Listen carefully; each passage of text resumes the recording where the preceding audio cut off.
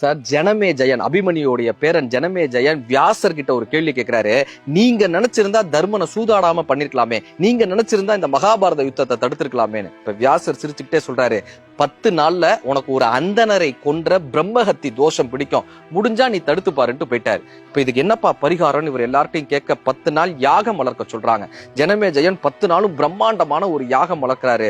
முதல் நாள் ஆகுது, 2வது நாள் ஆகுது, 3வது நாள் ஆகுது, 4, 5, 5வது நாள் ஆனோன்னு இவனுக்கு கொஞ்சம் நம்பிக்கை பிறக்குது. பாதி கிணற தாண்டிட்டோம்பான்னு 6வது நாள், 7வது நாள், 8வது நாள், 9வது நாள், 10வது நாள் வரும்போது ஜனமே ஜெயனுக்கு முழுமையான ஒரு நம்பிக்கை பிடிக்குது. நமக்கு இனிமே பிரம்மஹத்தி தோஷமே பிடிக்காதுப்பான்னு சொல்லி தன்னுடைய ஆயுதங்கள் எல்லாத்தையும் ஒளிச்சு வைக்கிறாரு. தன்னை சுத்தி எப்பயுமே ஒரு 10 பேர் இருக்கிற மாதிரி பாத்துக்கிறாரு. 10வது நாள் பாதி நாள் கடந்துருச்சு. அடுத்து 1 மணி நேரம் தான் இருக்கு. ஜனமே ஜெயனுக்கு மிகப்பெரிய மகிழ்ச்சி. வியாசரை ஜெயிக்க போகிறோம் என்கிற ஒரு ஆணவம் கூட. அந்த 1 மணி நேரம், அரை மணி நேரம், 20 நிமிடம், 1/4 மணி நேரம், 10 நிமிடம், கடைசி 1 நிமிடத்துல இந்த யாகம் செய்யக்கூடிய அந்தனர் சிறிது தூங்குறாரு. 10 நாள் முழிச்சிருந்த காரணத்தினால அவர் தூங்குறாரு. இந்த ஜனமே ஜெயன் ஒரு தர்பை எடுத்து அவரை தொட அவர் பயந்து போய் அந்த அக்னிகுண்டத்துல விழுந்து இறந்து போயிடுறாரு.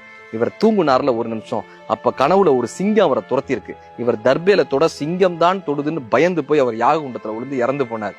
சில துன்பங்களை நம்மால் தவிர்க்கவே முடியாது, ஆனால் தன்னம்பிக்கை இருந்தால் அதை ஜெயிக்க முடியும்.